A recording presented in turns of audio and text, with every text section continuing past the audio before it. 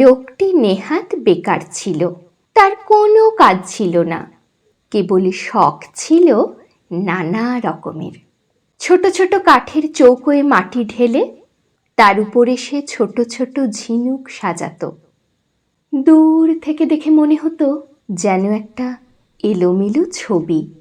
তার মধ্যে পাখির ঝাঁক, কিংবা এবড়ো খেবড়ো মাঠ, সেখানে গরু চড়ছে, কিংবা উঁচু নিচু পাহাড়, তার গা দিয়ে ওটা বুঝি ঝর্ণা হবে, কিংবা পায়ে চলা পথ। বাড়ির লোকের কাছে তার লাঞ্ছনার সীমা ছিল না।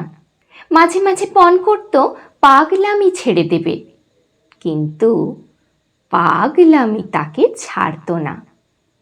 কোনো কোনো ছেলে আছে সারা বছর পড়ায় ফাঁকি দেয়, অথচ পরীক্ষায় খামোখা পাশ করে ফেলে। এর সেই দশা হলো। সমস্ত জীবনটা অকাজে গেল, অথচ মৃত্যুর পরে খবর পেলে যে তার স্বর্গে যাওয়া মঞ্জুর। কিন্তু নিয়তি স্বর্গের পথেও মানুষের সঙ্গ ছাড়ে না। দুধকুলো মার্কা ভুল করে তাকে কেজো লোকের স্বর্গে রেখে এলো। এই স্বর্গে আর সবই আছে, কেবল অবকাশ নেই। এখানে পুরুষরা বলছে, হাঁপ ছাড়বার সময় কোথা? মেয়েরা বলছে, চললুম ভাই, কাজ রয়েছে পড়ে। সবাই বলে, সময়ের মূল্য আছে। কেউ বলে না সময় অমূল্য। আর তো পারা যায় না বলে সবাই আক্ষেপ করে, আর ভারী খুশি হয়। খেটে খেটে হয়রান হলুম, এই নালিশটাই সেখানকার সঙ্গীত। এ বেচারা কোথাও ফাঁক পায় না, কোথাও খাপ খায় না। রাস্তায় অন্যমনস্ক হয়ে চলে, তাতে ব্যস্ত লোকের পথ আটক করে। চাদরটি পেতে যেখানেই আরাম করে বসতে চায়, শুনতে পায় সেখানেই ফসলের ক্ষেত, বীজ পোতা হয়ে গেছে। কেবলই উঠে যেতে হয়, সরে যেতে হয়। ভারী এক ব্যস্ত মেয়ে স্বর্গের উৎস থেকে রোজ জল নিতে আসে। পথের উপর দিয়ে সে চলে যায় যেন সেতারের দ্রুত তালের গতির মতো। তাড়াতাড়ি সেই লোখোপা বেঁধে নিয়েছে, তবু দু চারটে দুরন্ত অলোক কপালের ওপর ঝুঁকে পড়ে তার চোখের কালো তারা দেখবে বলে উকি মারছে। স্বর্গীয় বেকার মানুষটি এক পাশে দাঁড়িয়েছিল, চঞ্চল ঝরনার ধারে তমাল গাছটির মতো স্থির। জানালা দিয়ে ভিক্ষুককে দেখে রাজকন্যার যেমন দয়া হয়, একে দেখে মেয়েটির তেমনি দয়া হলো। আহা, তোমার হাতে বুঝি কাজ নেই? নিঃশ্বাস ছেড়ে বেকার পড়লে, কাজ করব, তার সময় নেই। মেয়েটি ওর কথা কিছুই বুঝতে পারলে না। বললে, আমার হাত থেকে কিছু কাজ নিতে চাও?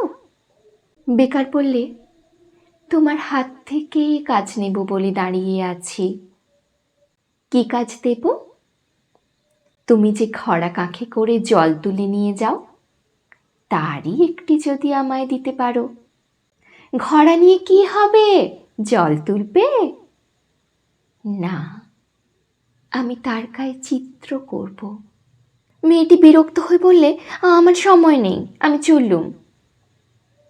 কিন্তু বেকার লোকের সঙ্গে কাজের লোক পারবে কেন? রোজ ওদের উৎসতলায় দেখা হয়, আর রোজ সেই একই কথা। তোমার কাঁখের একটি ঘড়া দাও, তাতে চিত্র করব। হার মানতে হলো। ঘড়া দিলে, সেইটিকে ঘিরে ঘিরে বেকার আঁকতে লাগলো কত রঙের পাক, কত রেখার ঘর।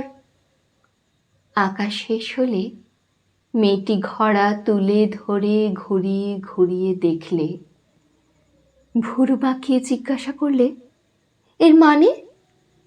বেকার লোকটি বললে, এর কোনো মানে নেই। ঘড়া নিয়ে মেয়েটি বাড়ি গেল। সবার চোখের আড়ালে বসে সেটিকে সে নানা আলোতে নানা রকমে হেলিয়ে ঘুরিয়ে দেখলে।